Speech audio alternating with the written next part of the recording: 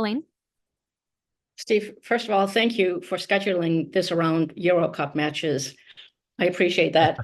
And I'll be done writing by the time France and the Netherlands play, I hope. Anyway, how much does Elaine? Who's going to win? I'm gonna go with France. How much does depth factor in? I mean, when you make your first pick, especially. I mean, you've got. Sorry, how much does what? Sorry. Depth in the farm system factor in when you make your first pick. You know, you might look at, you've got some very promising young defensemen, kind of depth in that area. You've also picked centers in the past couple of drafts. Like, how much does what you have in the farm system already factor into when you make your decision?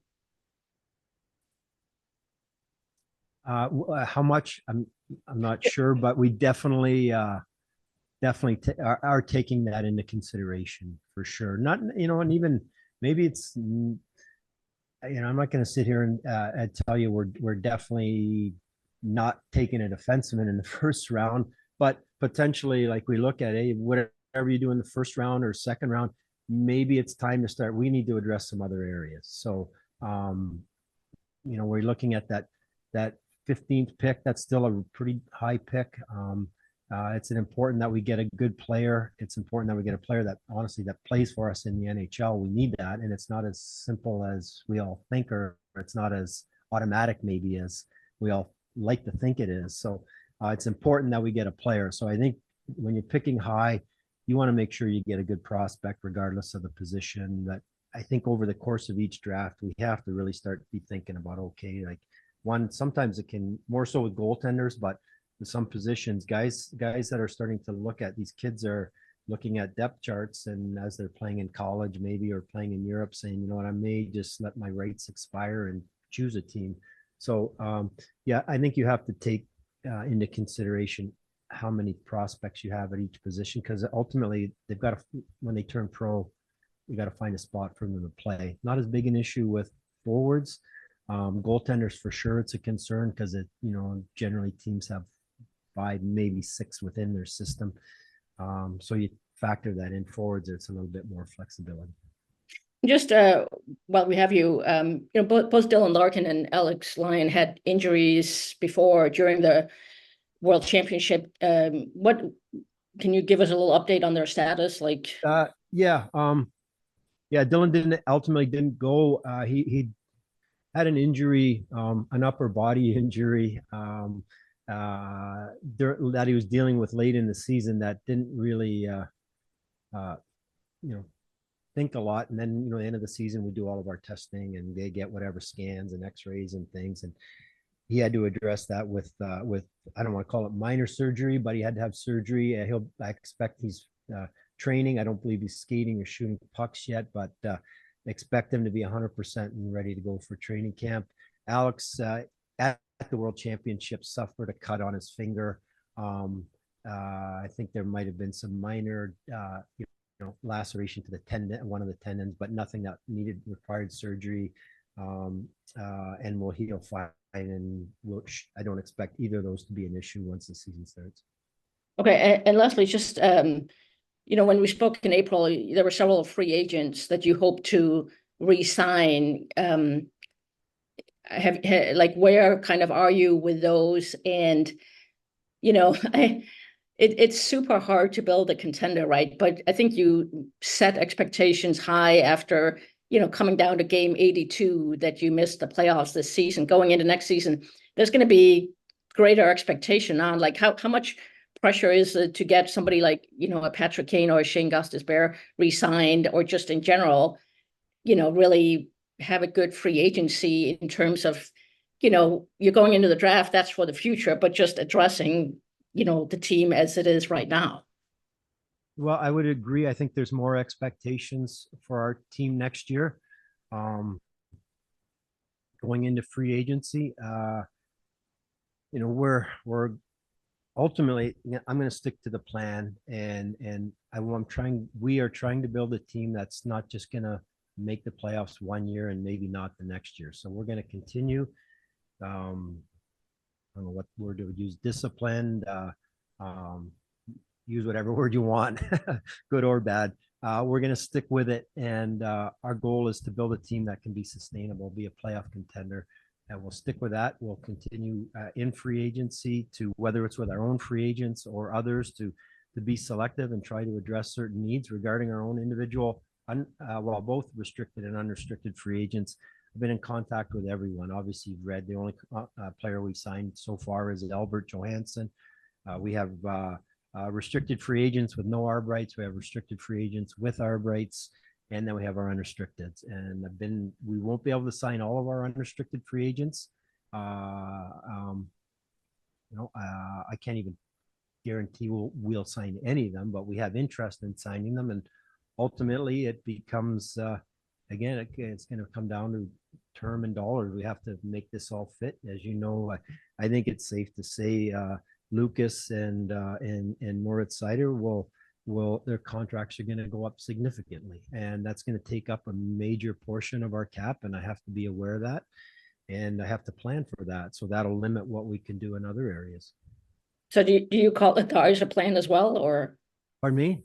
Do you call it the ICER plan as well? Yeah, I don't really use that term. So, all right, France and Netherlands. Who do you have? Well, my name is Dutch, but I'm a Virgil van Dijk fan, but I think the French are too strong. So I'm with you. Thanks so much, Steve. You talked about the contracts for Lucas and Mo. Do you feel like that's something that if you don't have those deals done before the draft or July 1, like how much of an obstacle would that be for you guys to try to do your off season without those done, I guess? I'm just gonna have to work around it. Ultimately, I can't force anything. They'll get done in due time, and I'd prefer to have them done, but to be quite honest, I don't anticipate that happening at this stage. And we'll just work around it and make decisions along the way, fully aware of that we'll try to get them under contract or plan to get them under contract at some point. I'm not in a big hurry to be trading our in particular our first round selection or our first round pick. I would be open to it, but I want to do that. We traded a first round pick actually in this year's draft for Alex DeBrincat last summer. It turned out to be a late first that Ottawa has. So I'm not afraid of doing that, but I don't anticipate at this stage us making a trade for a player that would involve the 15th pick. Moving up or down, we look at the teams that are around us. We contact them in advance just to say what's your level of interest in moving up or moving down, and we all kind of say the same thing. We'll just say we'll see how it plays out on the floor, and those decisions happen really like 2 or 3 picks before yours is coming up. So Rachel, we explore every opportunity, and then ultimately it's a kind of a real decision to be made on the floor. But what I would say at this stage, I don't anticipate or I wouldn't expect any like blockbuster trades from Detroit involving the 15th pick today. There's not really that opportunity out there for us. I've talked with Pat Brisson, who represents Patrick. We've talked again with all of our free agents, not just Patrick, and explain my situation and have a feel for what they're thinking of. And we just pretty much all agreed, let's stay in touch. And this is a busy week, not just a busy week for the draft, but a busy week trying to see if we can't put some of these pieces in place. First of all, we expect Billy to be 100% ready to go at the start of training camp. I can't predict future injuries. We're hopeful that he's healthy, but we will certainly look with both Alex and Billy with 1 year to go on their contracts. We certainly have the option of extending them. And Billy's season was kind of a write-off just due to injury, and we can't be overly critical of that. It happens, and we don't like it. Billy doesn't like it. We don't like it, but it happens. So we're hoping he rebounds, and when he's been healthy, he's been good for us. So, and Alex, I think, played a bigger role than any of us expected, and he and James were part of the reason we were in the playoff race down the stretch. So we will look at the goalie market. And if there's if something makes sense for us to do that we think improves us, whether that be via trade or free agency, we're not opposed to doing that. I know we have two, but I think I do know we need to try to see if we can't improve our team. But having said that, I don't anticipate, I don't, anticipate using prime assets, whatever you would consider those to be, to really go out and acquire, like, say, an older goaltender that might not be here in 2, 3, 4 years from now. We will definitely want another a goaltender, say, if you want to call it a number 3, whether he's a veteran. I define a veteran, but another guy that in the event we have an injury up top or we need a goalie for whatever reason, that we have someone there. Again, just regarding Sebastian, he had a very good year. We're very pleased with his progress. I don't rule out any player coming to training camp and standing on his head or playing brilliantly and force us to reevaluate our plan. But right now, I anticipate Sebastian playing and playing an even bigger role in Grand Rapids next year. And so that we'll look to add a goaltender there. And I don't see us like really doing 3 goaltenders throughout the course of the season. That wasn't really the plan last year either. But injury kind of dictated that, and we kind of hemmed and hawed a little bit at the end of the season as far as, okay, what do we want to do? And then Billy got hurt, and it kind of the issue was resolved. But again, we'll I wouldn't say 100% no, but the 3 goaltenders, and talking with our guys when they're all healthy, one, they want to play, and 2, they're used to having in practice, they're used to having the net now. Back when and maybe even into the 90s, a lot of teams carried 3, and it was just the way it was, and it wasn't an issue. Most of the goalies didn't want to practice anyway, so now they're not used to having it, so it's a little bit different. It's a little bit different in their rhythm, but ultimately it's an important position. And if we were to go and say get another goaltender, we'll figure it out as we move along. I'm fully expecting to get a very good prospect, and I'm hopeful that prospect turns into a very good player one day. So, what, we feel good. It's always every position we're picking at, there's like, oh, there's this group of guys. We really need to get one of these guys. We need to draft the fall this way to get one of these guys. Usually there's one there, and there's a group of them this year. I think it's fair to say every year is pretty much unpredictable. Maybe outside of number 1, some years 1 is unpredictable. It hasn't really been lately. It doesn't seem to be this year. After that, there's a lot of players that could go in a different order, and they're all pretty darn good. And that's where we sit there at 15 and say, you know what, I'm not sure which one of these guys, but we'll be very happy if we get any of them. It might be a forward, it might be a D-man and whatnot. So we're, again, we're pretty we're more than comfortable sitting where we are, and very confident that we're going to get a prospect that will be on our team one day and have a positive impact for us. Last question, we'll go to Carlos. Yeah, Steve, you said you want to be a consistent playoff team. That's what you're building for, not just a, one and done kind of a team. How we see what number 1 picks like McDavid have done, Stamkos obviously down in Tampa. How likely is it that you can be that consistent playoff team, cup contender, without a number 1 pick, an elite, like high draft pick like that? Yeah, well, I think, Carlos, I do believe you can. Like, first of all, Connor McDavid is putting himself into that level, like to see the numbers he's doing now. He's putting himself in the conversation with Wayne Gretzky, Bobby Orr, Mario Lemieux. That's the best players of all time. Those guys rarely come along, and there's you look, some of these teams with Dallas or whatnot, Jim Nill has just quietly gone about building an excellent team, and actually has some high picks on there. He got, Heiskanen was number 4, but Tyler Seguin was number 2, but with a different organization. So I do think you can build a really good team. I really do. I'd love to have a Connor McDavid. I'm not sure exactly how I can go about doing that, but I think you can build a really good team. I really do.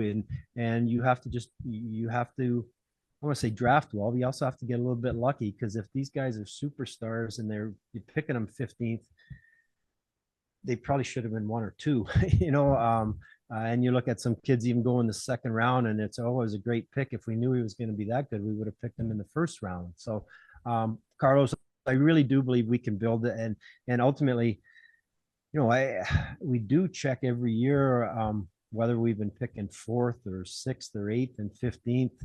Check with these teams at the top of the draft.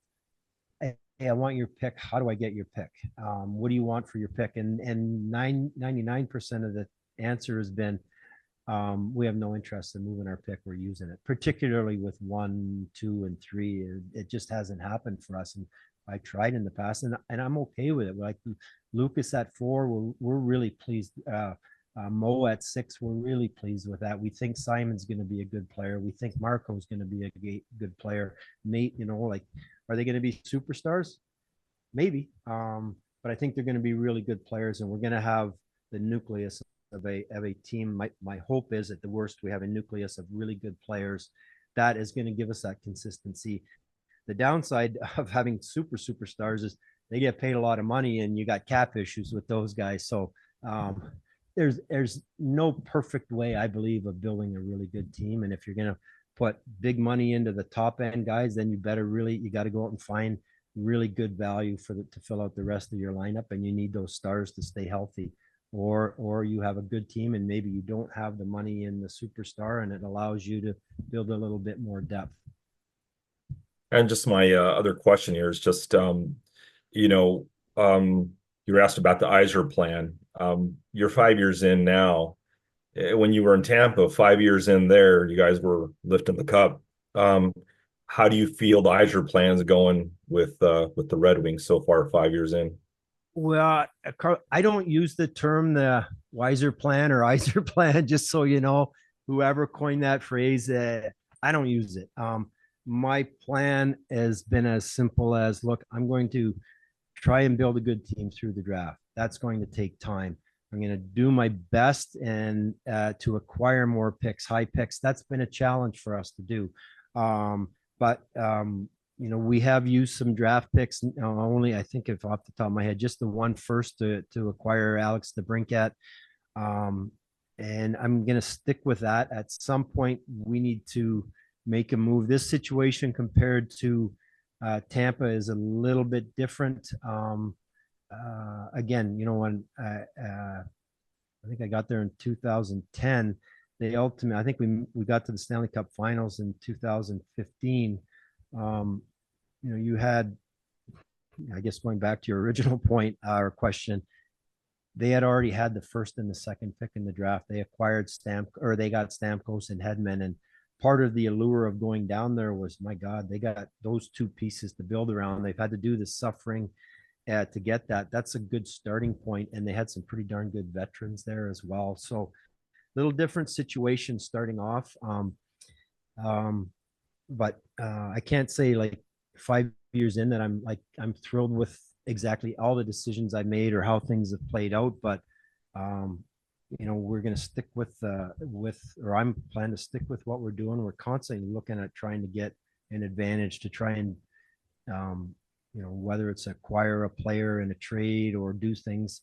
And that's been challenging, but I also understand it. Just, nobody wants to hear it. It just takes time. It takes a long time, and we're sticking with it. And I'm hopeful that somehow in the next couple of years, this nucleus of relatively young players that we have, starting with the DeBrincats and Larkins, who are maybe our older young guys, along with the Edmondsons, the Seiders, Raymonds, Danielsons, Kaspers, Carter Mazer, Sen and Pelika, whoever we get this year. All of a sudden, we have that group of 12 guys that are 21 to 29, and that's our group for that playoff window. And still, I don't think we're quite there yet. I'm hopeful that we're competitive, can compete for a playoff spot this year again as well.